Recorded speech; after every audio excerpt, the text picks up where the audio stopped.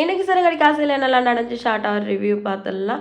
மனோஜ் வந்து நியூவா ஒரு பிரான்ச் ஸ்டார்ட் பண்ண போறோம் அப்படின்னு சொன்ன உடனே முத்து வந்து ஃபர்ஸ்ட்டு ஒரு டைம் பிரான்ச் ஆரம்பிச்சப்போ ஜீவா குடுத்த காசு எடுத்து ஆட்டைய போட்டு பண்ணீங்க. இப்ப யார் காசு எடுத்து பண்ண போறீங்க அப்படின்னு கேட்ட உடனே, ஏன் நாங்க ஒரு நல்ல விஷயம் பண்ணாலே உங்களுக்கு பொறுக்காதா? ஏன் அங்கிள் இப்படிலாம் பேசுறாருன்னு எப்போ மாரி ரோகிணி வரிஞ்சு கட்டிட்டு வராங்க.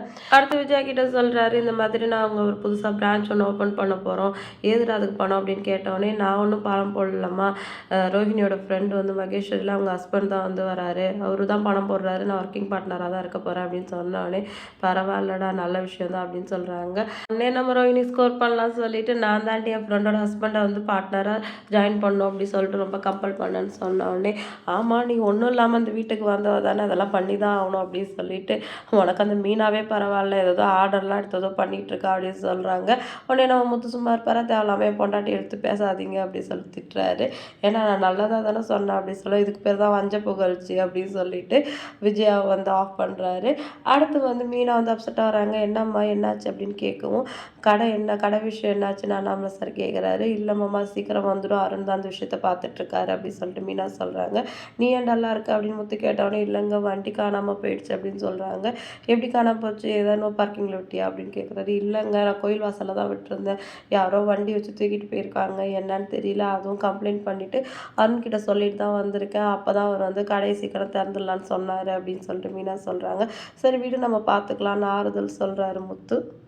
அடுத்து கடை விஷயத்துல லஞ்சம் வாங்கினவர்கிட்ட செல்லத்தை விட்டு பேச வைக்கிறாரு. நீங்க கேட்ட காசை நாங்க மாசம் மாசம் குடுத்துடுறோம் அப்படின்னு சொல்லிட்டு ஒரு கவர்ல ரூ. 2000 காசை போட்டு குடுக்கவும், அத அவர் வாங்கிட்டு போறாரு. கரெக்ட்டா நம்ம முத்து அப்ப ஹையர் ஆஃபீஸர கூட்டிட்டு போய் அத ப்ரூஃப் பண்ணிடுறாரு. சீக்கிரமாவே இந்த கடையை நீங்க திறந்துடுவீங்கப்பா, எல்லா ப்ராப்ளம் சால்வ் ஆயிடும் அப்படின்னு சொல்லிட்டு அவர செம்மையா ஒரு அறை குடுத்துட்டு, வா உன்னை கவனிச்சுக்கிறேன் அப்படின்னு சொல்லிட்டு கிளம்பிடுறாரு. இப்ப முத்து வந்து அந்த ஆஃபீஸரோட வீட்டுக்கு போயிருக்காரு சைன் வாங்குறதுக்காக. கடையெல்லாம் வந்து சீக்கிரமாவே வந்துரும்ப்பா அப்படின்னு சொல்றாங்க. அந்த டைம் பார்த்தா அருண் வந்து அந்த ஆஃபீஸர் வீட்டுக்கு வந்து ஒரு லெட்டர் கொடுக்குறாரு. நீங்க இந்த மாதிரி கோயில் வாசல்லேருந்து ஒரு கடையை தூக்கிட்டீங்க, அவங்க எங்கள் சொந்தக்காரங்க தான், ரொம்ப கஷ்டப்படுற ஃபேமிலி, அதனால எப்படியாவது அதை வந்து கொடுத்துருங்க அப்படின்னு சொல்லிட்டு கேட்குறாரு.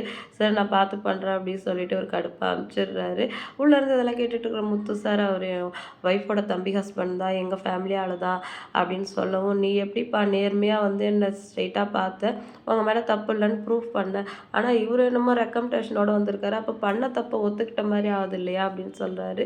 இல்லை சார் அவரால் முடிஞ்ச ஏதோ அவர் பண்ணியிருக்காரு, அதனால் வந்து இந்த கடையை அவர் மீட்டு கொடுத்ததாவே இருக்கட்டும், நான் அதில் ஈடுபட்டேன்னு தெரிய வேணாம், ஏன்னா ஆல்ரெடி எங்களுக்குள்ளே செட் ஆகலை, இப்போ இதால் என்னால் தான் அதெல்லாம் நடந்துச்சுன்னு தெரிஞ்சால் அவருக்கு என் மேலே இன்னும் ஈகோ அதிகமாகிடும் அப்படின்னு சொல்லிட்டு முத்து சொல்லவும், நீ ரொம்ப நல்ல மனுஷனாக இருக்கியப்பா, உன்னை செஞ்ச உதவி கூட இன்னொருத்தவங்க தெரியக்கூடாதுன்னு நினைக்கிறேன் அப்படின்னு சொன்னோடனே, இல்லை சார் எங்கள் குடும்பம் ஒத்துமையாக இருக்கணும் அவ்வளோதான் எனக்கு வேணும் அப்படின்னு சொல்லிட்டு முத்து சொல்கிறாரு. இப்போ கோயிலில் வந்து மீனா அவங்க அம்மா தங்கச்சி எல்லாருமே வந்து சாமி கும்பிட்டுட்ருக்காங்க, இருக்கிற பிரச்சனையெல்லாம் சரியாயிடணும், எப்படியாவது வண்டி கிடச்சின்னா கடை வந்து திரும்ப வச்சு அப்படின்னு சாமி கிட்ட வேண்டிட்டு இருக்காங்க. அடுத்து என்னெல்லாம் நடக்க போகுது அப்படின்னு சொல்லிட்டு வெயிட் பண்ணி பார்க்கலாம். வீடியோ பிடிச்சா லைக் பண்ணிக்கோங்க. அடுத்த ஒரு இன்ட்ரெஸ்டிங்கான எபிசோட நான் உங்களை மீட் பண்ணுறேன். டாட்டா பாய்.